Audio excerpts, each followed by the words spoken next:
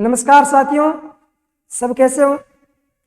एक बार फिर से आपका स्वागत है अभिज्ञान ऑनलाइन क्लासेस में। मैं आशा करता हूं कि सब आप अच्छे व स्वस्थ होंगे, आपकी पढ़ाई भी अच्छी चल रही होगी। और ध्यान रहे, हम लोगों ने क्या पढ़ लिया है। तो हमने पढ़ ली राजस्थान की प्रमुख सभ्यताएं, प्रमुख इतिहासकार। अगर जिन विद्यार्थियों ने ये क्लास नहीं देखी है तो आप जाकर क्लास देखिए, बहुत ही शानदार क्लास है। और क्लास को आप अपने दोस्तों तक पहुंचाएं, क्लास को शेयर करिए, ज़्यादा से ज़्यादा क्लास को देखें आप, ताकि आपका टॉपिक क्लियर हो। आज जो हमारा मुख्य टॉपिक रहेगा वो रहेगा राजस्थान की प्रमुख रियासतों के बारे में। और अगर मैं रियासतों की बात करूँ तो हमारा जो आज टॉपिक रहेगा वो रहेगा अपने मेवाड़ इतिहास से संबंधित। तो हम जानकारी प्राप्त करते हैं मेवाड़ इतिहास से संबंधित। तो मित्रों, आइए हम पढ़ते हैं मेवाड़ के बारे में। मेवाड़, सबसे पहले अगर हम मेवाड़ की बात करें, मेवाड़ रियासत या आप लोग मेवाड़ राज्य भी कह सकते हो। तो मित्रों, इस मेवाड़ रियासत या मेवाड़ राज्य के बारे में अगर हम बात करें तो सबसे पहले आपको ध्यान ये रखना है, ये जो मेवाड़ है ये अपने राजस्थान की सबसे प्राचीन रियासत मानी जाती है। मेवाड़ जो है ना, राजस्थान राज्य की सबसे प्राचीन रियासत मानी जाती है।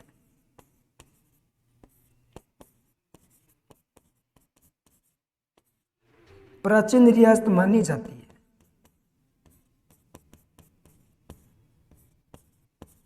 इस बात को आप ध्यान में रखें। मेवाड़ राज्य की क्या है, प्राचीन रियासत है। फिर मित्रों, इसी अगर मैं मेवाड़ की बात करूं तो ध्यान देना, ये जो मेवाड़ है, प्राचीन नाम, किसके प्राचीन नाम, मेवाड़ के प्राचीन नाम। तो मेरे मित्रों, मेवाड़ की जो प्राचीन नाम था, इसमें याद रखना, एक नाम था आपका टीवी, एक था मेदपाट, एक था प्रागवाट। सिवी, मेदपाट, प्रागवाट, ये मेवाड़ के क्या माने जाते हैं, ये प्राचीन नाम माने जाते हैं, प्राचीन नाम। फिर इसी अगर मेवाड़ की मैं बात करूं तो मित्रों, मेवाड़ में इसका जो अर्थ होता है, अर्थ होता है मेव या मेर से रक्षित प्रदेश। मेव या मेव से रक्षित प्रदेश। इस मेवाड़ में पहले मेव जाति के लोग रहते थे, या इसे हम कह सकते हैं मेर जाति के लोग रहते थे, इसीलिए मित्रों इसका नाम क्या है, मेवाड़ नाम पड़ा। इस बात को भी आप ध्यान रखना। राज्य की सबसे प्राचीन रियासत, प्राचीन नाम सिवी, मेदपाट और प्रागवाट, ये भी आपको ध्यान रखना है। और अर्थ जो है वो मेवों या मेरों से रक्षित प्रदेश से अपने मेवाड़ के प्राचीन नाम है, ये अर्थ है। फिर इसी में अगर हम बात करें, अगर मेवाड़ से संबंधित, तो मित्रों आप अगर मैं बात करूं वर्तमान स्थिति की, यानी वर्तमान में मेवाड़ का, तो वर्तमान स्थिति की बात करें तो याद रखना आपका एक उदयपुर होगा, उदयपुर के अलावा चित्तौड़ होगा, चित्तौड़ के अलावा आपका राजसमंद होगा। इस बात का भी आपको ध्यान रखना, राजसमंद। और कुछ भाग लगता था मित्रों डूंगरपुर का, और कुछ भाग लगता था डूंगरपुर, और कुछ भाग लगता था यहां पर प्रतापगढ़ का, प्रतापगढ़, और कुछ भाग लगता था भीलवाड़ा का। देखो, इनका संपूर्ण भाग नहीं लगता था। वर्तमान में उदयपुर, चित्तौड़, राजसमंद का जो संपूर्ण भाग है वो मेवाड़ के अंतर्गत आता था। और याद रहे, डूंगरपुर, बांसवाड़ा, प्रतापगढ़ और ये भीलवाड़ा जो है, इसमें याद रखना कुछ भाग आता था। तो मेवाड़ जो है अपने राज्य का दक्षिणी भाग है, दक्षिण में स्थित है मेवाड़, जहां पर गोहिलों ने शासन किया था, इसके बारे में भी जिक्र करेंगे। तो ये इतनी नॉर्मल सी जानकारी थी अपनी मेवाड़ से संबंधित, इस बात को भी आप ध्यान में रखना है। अब इस मेवाड़ से संबंधित आगे जो अपनी कहानी है उसके बारे में देखना। अब देखो मित्रों, मेवाड़ पर अगर किसी भी राजवंश ने शासन किया है तो वो शासन किया है गुहिल राजवंश ने। मेवाड़ पर अगर किसी राजवंश ने शासन किया है तो वो अपना कौन था? गुहिल राजवंश था। ये याद रखना। मैं यह बात करूं राजवंश की,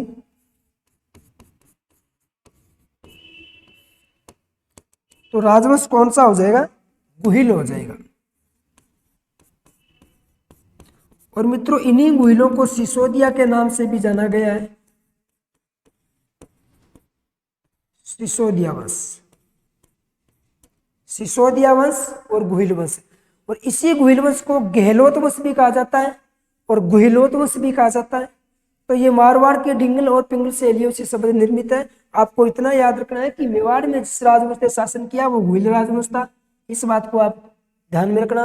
और इसी गुहिल वंश को आगे सिसोदिया राजवंश भी कहा जाएगा। अमीर सिसोदिया ने अपने ठिकाने के नाम पर इसका नामकरण कर दिया था।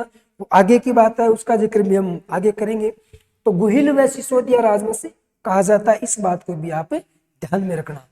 और मित्रों, इसी गुहिल वंश की बात करें तो आपको ध्यान ये रखना कि गुहिल वंश की जो उत्पत्ति है, उत्पत्ति कैसे हुई, कहां से हुई, कौन थे गुहिल, कहां से आए, तो अलग अलग विद्वानों के द्वारा अलग अलग मत दिया गया है। कोई विद्वान इनमें कुछ बता रहा, कोई कुछ बता रहा। तो इनमें ध्यान रखना। अगर हम उत्पत्ति मत की मैं बात करूं तो सबसे पहले मित्रों एक व्यक्ति इतिहासकार हुए, नाम उसका अबुल फजल। अबुल फजल के अनुसार तो ये जो गुहिल राजवंश है, अबुल फजल के अनुसार माना जाता है मित्रों ईरान के शासक आदिल नौसेखा के वंशज माने जाते हैं। इस बात को नोट कर लेना आप। ईरान के शासक, ईरान के शासक आदिल नौसेखा के वंशज, आदिल नौसेखा के वंशज। मैं आशा करता हूं कि यह सेंटेंस आपको समझ में जरूर आया होगा। अबुल फजल, अबुल फजल का जो मत है गुहिलों के लिए, वो मत ये है कि ईरान के शासक आदिल नौसेखा के वंशज बताया किसको? आपके गुहिल राजवंश को बताया। इस बात को भी आप ध्यान में रखना। फिर मित्रों, इसी में एक व्यक्ति का नाम और निकल कर आएगा और वो व्यक्ति है colonel James Tod. Colonel James Tod. अगर हम कर्नल जेम्स टोड की बात करें, देखो कर्नल जेम्स टोड तो जाहिर सी बात है कि खुद भी विदेशी था और ये इनको भी क्या बता रहा है? विदेशियों की संतान बता रहा है। तो इस बात का भी आप ध्यान रखना। गुहिल वंश को कर्नल जेम्स टोड जो बता रहा है वो विदेशियों की संतान बता रहा है। क्या बता रहा है? विदेशियों की संतान।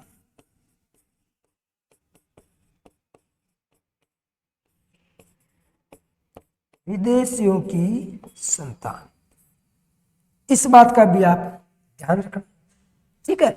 अगर हम बात करें तीसरे मत की, तो तीसरे मत में आपको क्या करना है? गुहिल राजवंश। और गुहिल राजवंश में हमने जो उत्पत्ति है, इस उत्पत्ति जो मत है इसमें नंबर 3 में याद रखना है मित्रों। एक व्यक्ति का नाम है सूर्यमल, इस एक व्यक्ति का नाम है मुहैनोत नैन सिंह। क्या नाम है? मुहैनोत नैन सिंह। मुहैनोत नैन सिंह। और इस मुहैनोत नैन सिंह का को राजस्थान का अबुल फजल कहा जाता है। मुहैनोत नैन सिंह के बारे में अगर आपको पढ़ना है तो आप मुहैनोत नैन सिंह की क्लास पर जाइए। मैंने स्पेशल मुहैनोत नैन सिंह की क्लास लगा रखी है, उस पर जाइए और आप ध्यान से पढ़ना। मुहैनोत नैन सिंह और एक है हीराचंद, डॉक्टर गौरी शंकर हीराचंद ओझा।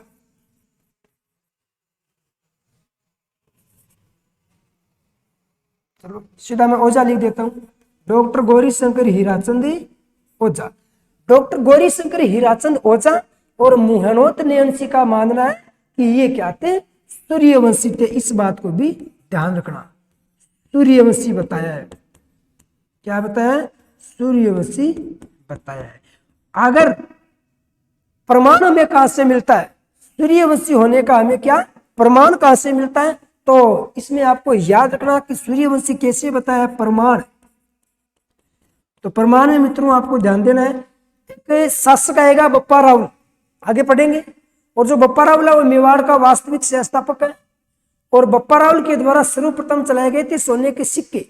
बप्पा रावल के द्वारा क्या चलाए गए थे, सर्वप्रथम सोने के सिक्के चलाए गए थे। और उन सोने के सिक्कों पर जो आकृति बनी हुई थी वो किसकी बनी हुई थी, सूर्य की बनी हुई थी। इस बात को आप याद रखना। तो जो प्रमाण है वो बप्पा रावल के सोने के सिक्के, किसके सिक्के हो जाएंगे, बप्पा रावल के सोने के सिक्के, ये बता रहा है कि सूर्यवंशी है। तो ध्यान रखना। उत्पत्ति मत में अगर तीसरे मत की बात करूं तो आपका मनोत नयन सिंह और डॉक्टर गौरी शंकर हीराचंद ओझा के द्वारा इनको क्या बताया गया, गुहिल वंश को सूर्यवंशी बताया गया है। और ध्यान रहे प्रमाण जो मिलता है वो बप्पा रावल के सोने के सिक्कों से मिलता है, इस बात की भी आपको ध्यान रखना है। फिर मित्रों इसी में हम लोग अगर अगले मत की बात करूं तो अगले मत में आपको याद रखना जो 4 नंबर मत है मित्रों, एक व्यक्ति का नाम है डॉक्टर D.R. भंडारकर। व्यक्ति का नाम है, एक इतिहासकार हुए डॉक्टर D.R. भंडारकर। और D.R. भंडारकर का मानना है कि जो गुहिल वंश या जो सिसोदिया राजवंश है वो नागर गोत्र के ब्राह्मण है। कौन है, नागर गोत्र के ब्राह्मण, नागर गोत्र के ब्राह्मण। अब नागर गोत्र के ब्राह्मण इन्होंने कैसे बताया, तो इसके बारे में हम जिक्र करने वाले हैं, टेंशन करने की आपको जरूरत नहीं है। Doctor D.R. भंडारकर के अनुसार क्या बताया, नागर गोत्र के ब्राह्मण बताया, किसको, गुहिल राजवंश को बताया। तो मित्रों इनमें आपको आगे याद ये रखना है कि चारण साहित्यों के अनुसार, चारण साहित्यों के अनुसार, अब जो चारण जो भाट लोग थे इन्होंने गुहिल वंश को क्या बताया, तो मेरे बच्चों याद रखना, गुहिल वंश को बताया भगवान राम के पुत्र, भगवान राम के पुत्र उसके वंशज बताया है, उसके वंशज। वेरी वेरी इंपॉर्टेंट चीज बता रहा हूं आपको, दोबारा देखना। गुहिल वंश की उत्पत्ति को लेकर हम लोग जब जिक्र कर रहे थे सबसे पहले हमने क्या कहा, इस गुहिल वंश की उत्पत्ति को लेकर अबुल फजल का जो मानना है वो ये मानना है कि ईरान के शासक आदिल नौशेका के वंशज है आपके मेवाड़ के जो गुहिल राजवंश है वो। तो फिर कर्नल जेम्स टोड का मानना है कि कर्नल जेम्स टोड का मानना क्या है कि विदेशियों की संतान है, इस बात को भी आप ध्यान में रखना। फिर अगली मैं बात करूं तो अगली बात में तीसरा जो मत आता है आपके मोहनोत नयन सिंह और गौरी शंकर हीराचंद ओझा। मोहनोत नयन सिंह और गौरी शंकर हीराचंद ओझा का मानना है कि ये क्या थे, सूर्यवंशी। और सूर्य बात करूं प्रमाण, तो मित्रों याद रहे अपने बप्पा रावल के द्वारा सर्वप्रथम जो सोने के सिक्के चलाए गए थे और उन सोने के सिक्कों की मैं बात करूं तो याद रखना उस पर जो आकृति बनी हुई है तो किसकी बनी हुई थी, सूर्य की बनी हुई थी, इस बात को याद रखना। मेवाड़ के गुहिल शासक अपने आप को क्या मानते थे, सूर्यवंशी मानते थे, इस बात का भी याद रखना। फिर अगर मेवाड़ का जो प्रतीक चिन्ह जो था, झंडा था ना मेवाड़ का, उस मेवाड़ के झंडे पर किसकी आकृति थी, सूर्य की आकृति थी, इस बात का भी आपको ध्यान दे लेना है। उस मेवाड़ के झंडे पर जो फोटो लगी हुई थी वो चित्र बना हुआ था, एक तरफ महाराणा प्रताप का बना हुआ था तो दूसरी तरफ राणा पुंजा भील का बना हुआ था। और इस झंडे के नीचे लिखा हुआ था कि जो दृढ़ राखे धर्म को तिहि राखे करतार। करेंगे आगे अगले एपिसोड में जानकारी प्राप्त करेंगे इनसे बारे में। और अगर मैं बात करूं चारण साहित्यों के अनुसार तो मित्रों याद रखना, चारण साहित्यों के अनुसार गुहिल वंश को माना जाता है भगवान राम के पुत्र उसके वंशज माना जाता है, इस बात को भी याद रख लेना है। अब अगर हम लोग आगे की जानकारी प्राप्त करें तो मित्रों आगे की जानकारी प्राप्त करेंगे। अब आपको याद ये रखना है कि ये जो अपना राजवंश है गुहिल राजवंश, इस गुहिल राजवंश की नींव डालने वाला प्रथम शासक कौन था, अगर किसी ने नींव डाली है तो कब डाली है, अगर कब डाली है तो कौन था, कहां से आया था और कैसे नींव डाली, इसके बारे में भी मैं जानकारी प्राप्त करेंगे। तो मित्रों यहीं पर आपको एक चीज याद रखनी है एक रियासत थी वल्लभी,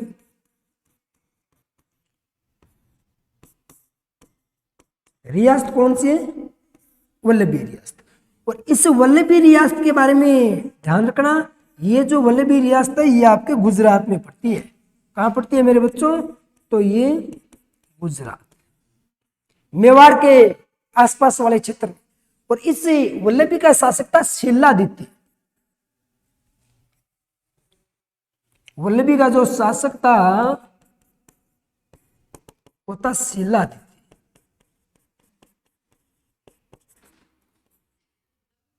शासक कौन? शिलादित्य। कहां का शासक? वल्लभी का। और मित्रों यहीं पर ऐसा उल्लेख मिलता है कि शिलादित्य पर हो गया था आक्रमण। लगभग यह आक्रमण 525 ईस्वी में हुआ था, लगभग की बात कर रहा हूं मैं। तो आक्रमण जो हुआ था वो हुआ था हूण जाति का, हूण जाति का। यह मध्य एशिया की, मध्य एशिया की लड़ाकू जाति थी।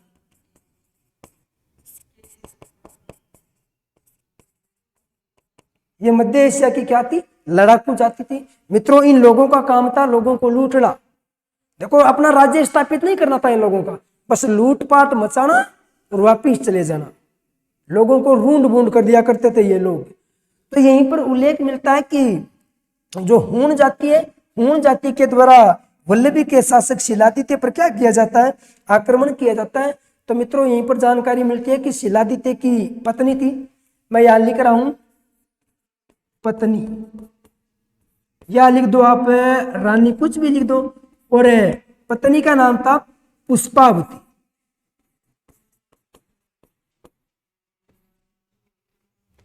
और ये कहां की थी? तो आबू की परमार राजकुमारी, आबू से बिलोंग करती थी, आबू की परमार राजकुमारी थी पुष्पावती। और ऐसा बताया जाता है कि पुष्पावती के कोई पुत्र नहीं था। देखो पुत्रियां जरूर थी लेकिन पुत्री नहीं था। पुष्पावती के पुत्रियां बहुत जरूर थी लेकिन पुत्र नहीं था। तो मित्रों यहीं पर उल्लेख मिलता है कि आक्रमण किया जाता है हुणों के द्वारा। जब ये हुणों का आक्रमण होता वल्लभी पे, शिलादित्य पर, तब पुष्पावती उस समय आपके वल्लभी में मौजूद नहीं थी, मौजूद नहीं थी। और इसमें आपको ध्यान रखना है ये पुष्पावती गई हुई थी अंबा भवानी के तीर्थ यात्रा पर पुत्र की मन्नत मांगने के लिए। माता का मंदिर था अंबा भवानी माता का, वहां पर पुत्र की मन्नत मांगने के लिए तीर्थ यात्रा पर गई हुई थी। और पीछे से आक्रमण हो गया किसका? हुणों का। किस पर? वल्लभी पर, यानी शिलादित्य पर आक्रमण हो गया। और ऐसा बताया जाता है कि शिलादित्य अपने परिवार सहित मारा जाता है, लेकिन इसमें बच जाती है कौन? अपनी पुष्पावती बच जाती है। ठीक है ना? इसमें मैं लिख सकता हूं अंबा भवानी की तीर्थ यात्रा पर गई, अंबा भवानी के तीर्थ यात्रा पर गई पुत्र की मन्नत मांगने के लिए।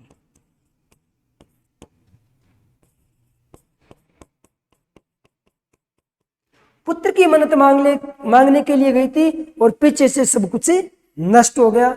और मित्रों ऐसा बताया जाता है कि जब अंबा भवानी की तीर्थ यात्रा पर गई थी, जब वल्लभी पर आक्रमण हुआ था, कुछ समय जो ये जो पुष्पावती है ये थी गर्भवती। पुष्पावती क्या थी? गर्भवती थी। तभी तो मन्नत मांगने के लिए गई थी कि हे मातेश्वरी अब की बार मुझे क्या देना? पुत्र देना।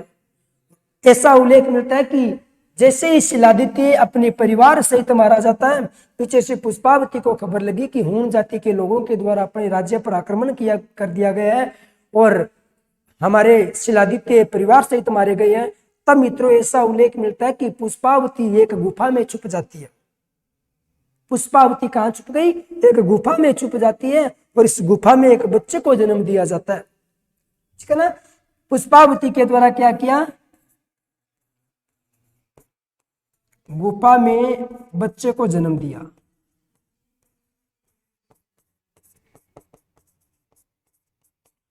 और गुफा में बच्चे को जन्म देने के बाद में यहीं से जानकारी मिलती है कि मित्रों पुष्पावती ने ये जो बच्चा है ना ब्राह्मण को सौंप दिया। किसको सौंप दिया? ब्राह्मण को सौंप दिया।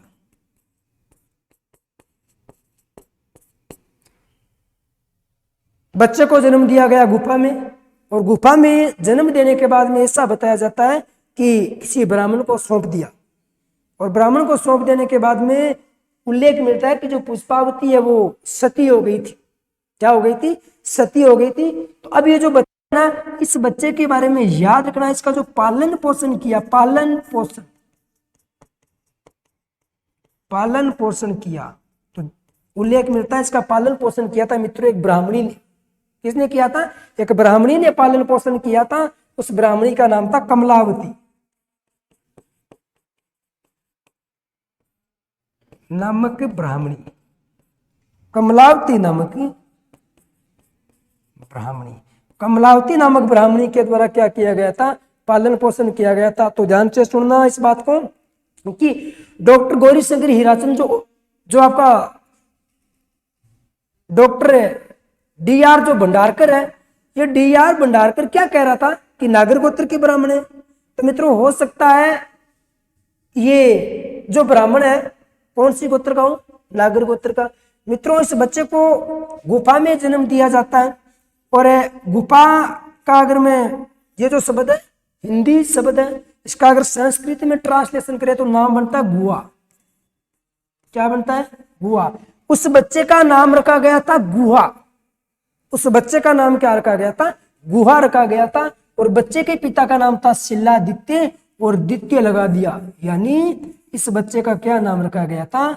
गुहादित्य नाम रखा गया था। इस बात को आप ध्यान में रख लेना है। और यही गुहादित्य मेवाड़ के राजवंश की क्या, गोहिल राजवंश की क्या डालेगा? नींव डालेगा। समझ रहे हो? अब एक बार थोड़ा सा मैं दोबारा बता देता हूँ। वल्लभी का शासक कौन था?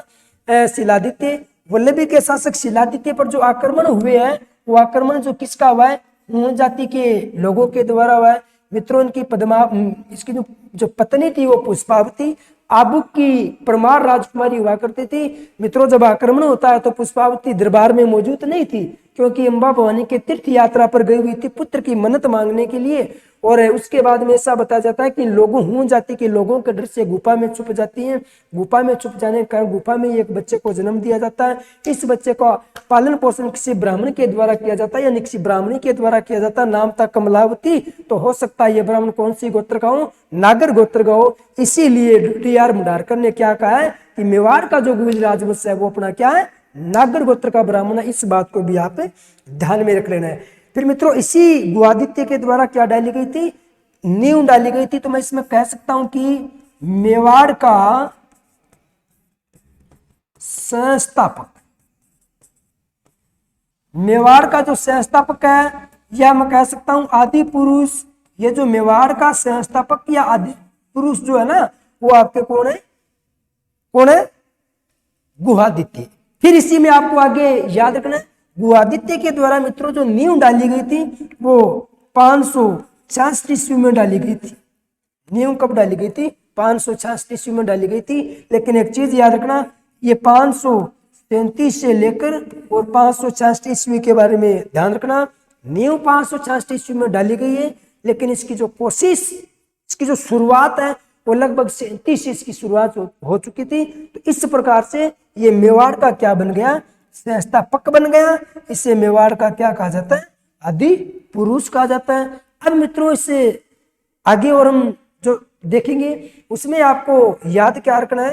देखो इसके बाद में छोटे मोटे करके बहुत सारे शासक आए। हमें उन शासकों से कोई लेना देना नहीं है, क्योंकि यहाँ से आपकी कोई एग्जाम में क्वेश्चन नहीं आते हैं। लेकिन थोड़ी सी हम जानकारी प्राप्त कर लेते हैं कि कौन से शासक बने और कौन से नहीं बने। उसके बाद में हम अगले शासक के बारे में पढ़ेंगे। देखो ये आपका कौन है? गुहादित्य। इस गुहादित्य के बारे में क्या लिखना है आपको?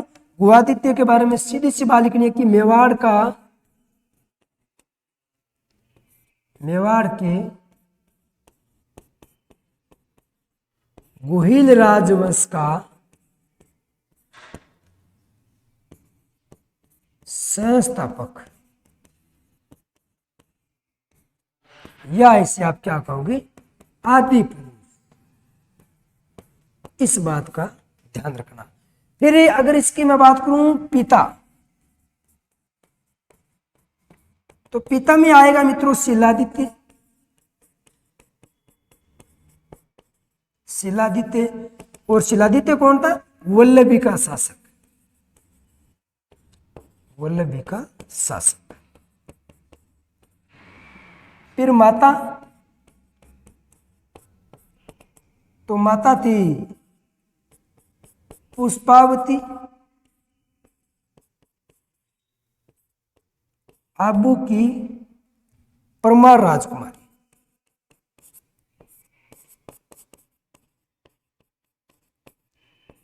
आबू की परमार राजकुमारी। फिर अगर हम बात करें पालन पोषण, अगर इसका पालन पोषण किया तो वो किया कमलावती नामक ब्राह्मणी ने, कमलावती नामक ब्राह्मणी द्वारा। क्या किया गया था, क्या किया गया था, तो याद रखना इसका किया गया था पालन पोषण। फिर मित्रों इसी में आपको आगे और याद रखना है, जो इसके बाद में जो अगले जो शासक बने हैं ना, अगले शासक के बारे में आपको मेवाड़ के जो अन्य शासक मैं लिख देता हूं।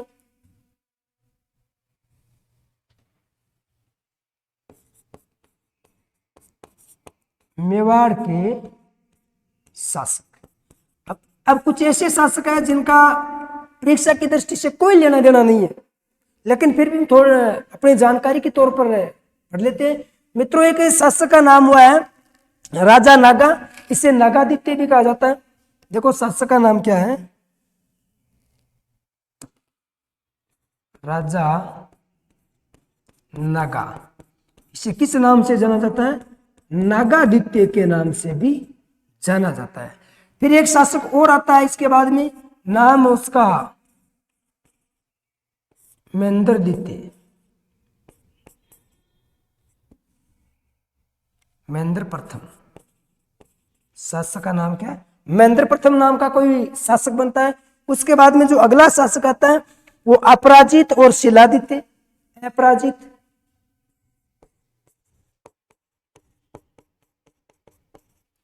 अपराजित और शिलादित्य, अपराजित और शिलादित्य। उसके बाद में आता है मित्रों महेंद्र सेकंड, महेंद्र सेकंड। उसके बाद में अगला जो शासक आता है वो आता है आपका बप्पा राउल। कौन सा आता है, बप्पा राउल। इस बप्पा राउल के बारे में जो तथ्य है वो हम अगली क्लास में पढ़ेंगे। बप्पा राउल, तो ये मेवाड़ के अन्य शासक थे। अब हमारी शुरुआत जो होगी वो बप्पा राउल से होगी। देखिए बप्पा राउल को मेवाड़ का वास्तविक संस्थापक कहा जाता है, जबकि मेवाड़ का जो संस्थापक कहा जाता है वो आपके गुहादित्य को कहा जाता है। इतनी सी बात आपको याद रख लेनी है। मैं आशा करता हूं कि आपको क्लास अच्छी लगी होगी। फिर इसी में अगर हम बात करें कि मेवाड़ की जो राजधानियां है, मेवाड़ की राजधानियां आपसे प्रश्न पूछा जा सकता है, तो मेवाड़ की राजधानियां के बारे में भी हम जिक्र करने वाले हैं। उसके बारे में देखना थोड़ा सा कि मेवाड़ की राजधानी कब बनाई गई थी और किसके द्वारा बनाई गई थी और कौन सी बनाई गई थी, इसमें आपको ध्यान रखना है। मेवाड़ की राजधानी,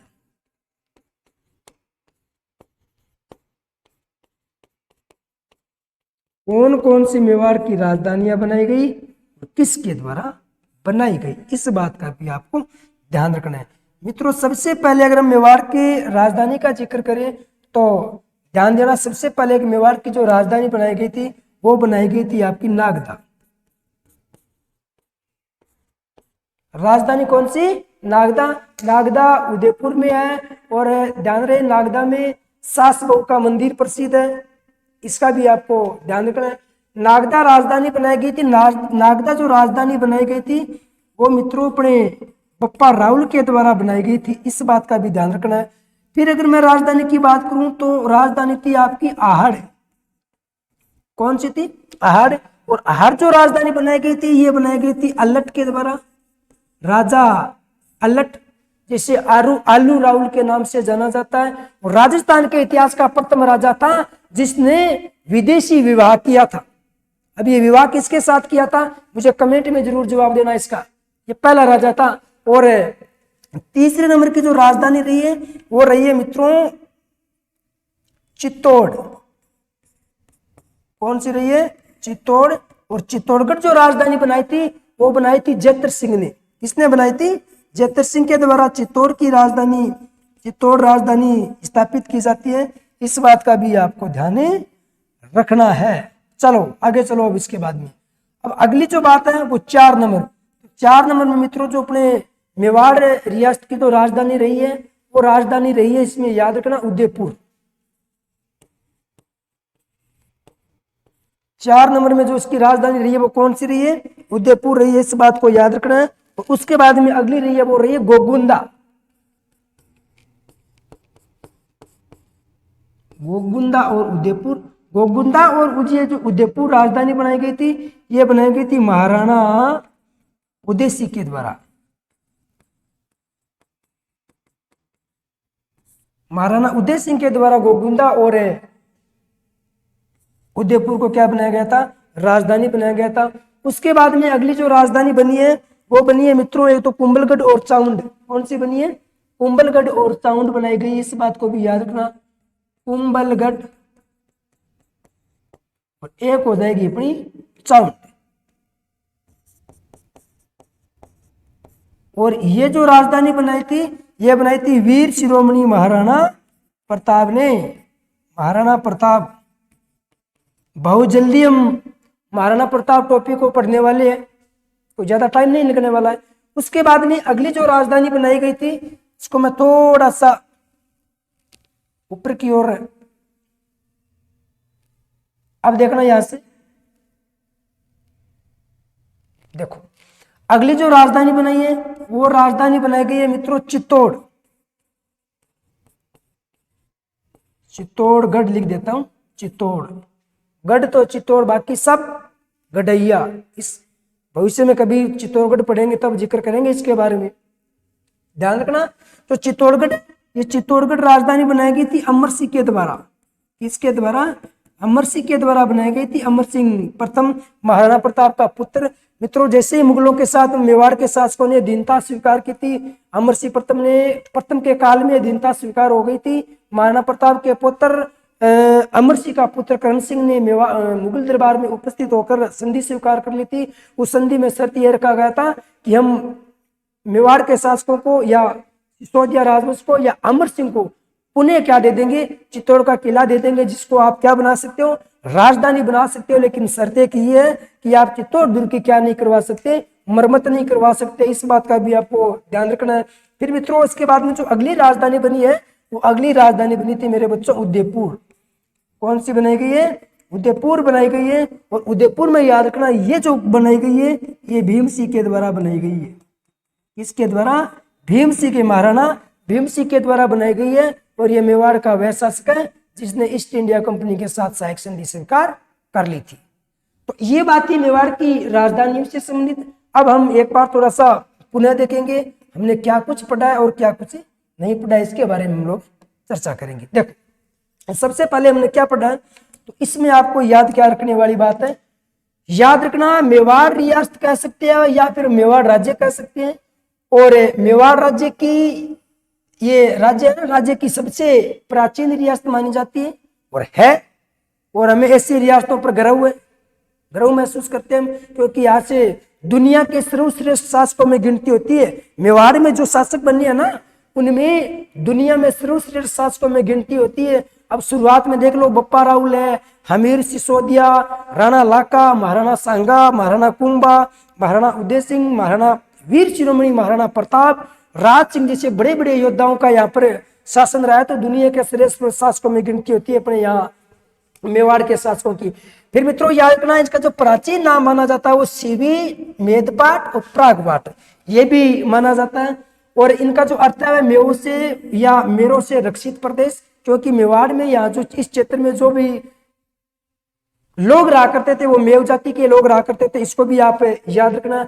अगर मैं प्रमुख राजवंश की यहाँ पर बात करूं तो मित्रों राजवंश था गुहिल राजवंश, और इसी गुहिल वंश आगे चलकर ये सिसोदिया राजवंश के नाम पर पड़ गया। अब ये कब पड़ा था इसके बारे में जानकारी प्राप्त करेंगे। इनके अलावा गहलोत है, गुहिलोत है, इनके ये भी नाम बनता है, गहलोत भी है, गुहिलोत भी कहा जाता है इनको। और ये मारवाड़ की डिंगल और पिंगल शैलियों से शब्द निर्मित है, तो इसको आपको याद रखने की ज्यादा जरूरत नहीं है। आप गुहिल व सिसोदिया याद रख लो, बस अपना काम सेट हो जाएगा, टेंशन करने की जरूरत नहीं है।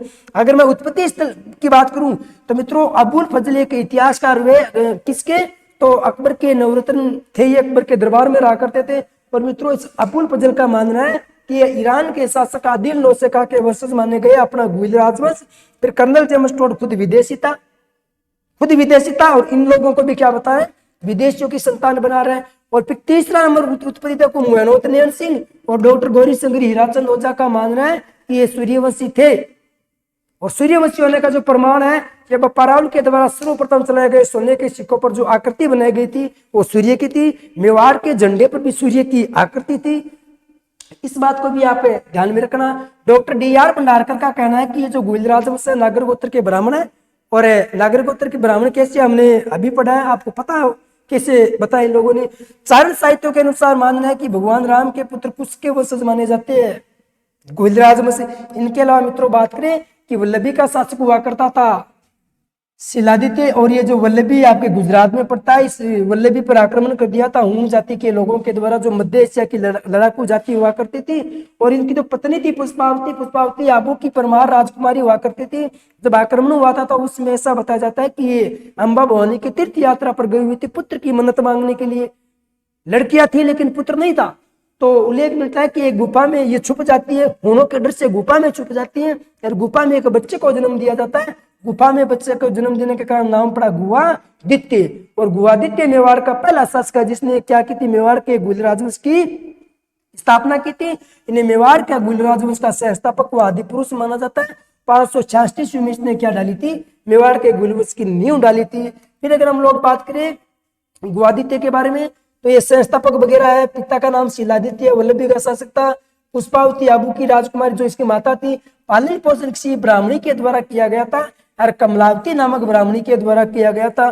फिर बात करें मेवाड़ के शासक, अन्य जो शासक आए थे इसमें नाम मिलता है राजा नागा का, जिसे नागादित्य भी कहा जाता है। महेंद्र प्रथम, अपराजित, शिलादित्य, महेंद्र सेकंड, बप्पा राउल। अब जाकर हम कल क्या पढ़ने वाले, बप्पा राउल के बारे में पढ़ने वाले, इस बात को भी आप ध्यान में रख लेना। और बप्पा राउल मेवाड़ का वह शासक है जिसको मेवाड़ का वास्तविक संस्थापक भी कहा जाता है। मेवाड़ की मैं राजधानियों की बात करूं तो सबसे पहले नागदा बप्पा राउल के द्वारा स्थापित की गई, अहाड़ अल्लट के द्वारा, चित्तौड़ जैतर सिंह के द्वारा, और उदयपुर और गोगुंदा महाराणा उदय सिंह के द्वारा। उदय सिंह मेवाड़ का पहला शासक है जिसका 2 बार राज तिलक हुआ था, इस बात को भी ध्यान में रख लेना। और दूसरा शासक होगा इसका पुत्र प्रताप, जिसका भी 2 बार राज तिलक हुआ था। आगे की मैं बात करूं मित्रों तो कुंभलगढ़ और चाउंडी राजधानी बनाई गई थी, ये महाराणा प्रताप के द्वारा बनाई गई थी। जब महाराणा प्रताप संकट में थे तब परिस्थिति में राजधानियां बनाई गई। और मित्रों चित्तौड़गढ़ की बात करूं तो अमर सिंह प्रथम के द्वारा चित्तौड़गढ़ राजधानी स्थापित की जाती है। उदयपुर ये भीम सिंह के द्वारा स्थापित की जाती है। अब मित्रों इन्हीं अब गुहिल राजवंश के बारे में आगे और भी जानकारी प्राप्त करेंगे। तो ये थी अपनी आज की क्लास, कैसी लगी? अगर आपको क्लास अच्छी लगी तो लाइक शेयर व सब्सक्राइब जरूर करें, अपने दोस्तों तक पहुंचाएं। अपने अभी जो वर्तमान में अभी जो वैकेंसी है पशु परिचर से संबंधित बहुत ज्यादा इंपॉर्टेंट है, इसलिए खुद पढ़े और लोगों को भी पढ़ाएं। जय हिंद, जय भारत।